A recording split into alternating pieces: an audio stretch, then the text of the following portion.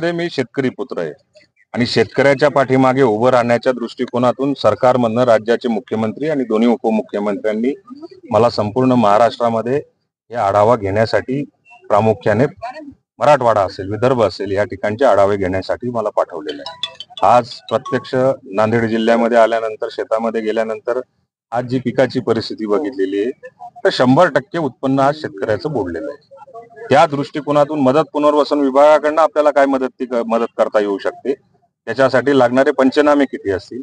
जीवित हानी किती झालेली आहे, गुरांचं नुकसान किती झालेलं आहे, विजेचे खांब पडले असतील, तारा तुटलेल्या असतील, त्या बाबतीमध्ये कारवाई आता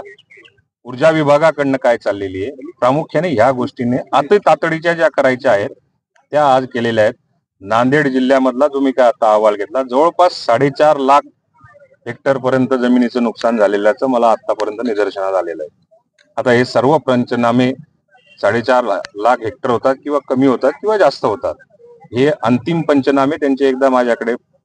प्रारूप त्यांनी साधारण अंदाज सांगितलेला आहे, परंतु अंतिम पंचनामे झाल्यानंतरच हा आकडा आपल्याला कळेल आणि मग त्यानंतर राज्यातली सगळी यादी एकदा तयार झाल्यानंतर एकत्रित आपल्याला आपल्या विभागाकडनं मदत पुनर्वसन विभागाकडनं किती तरतूद करावी लागेल, पुढची कारवाई लागेल। Sir, SDRF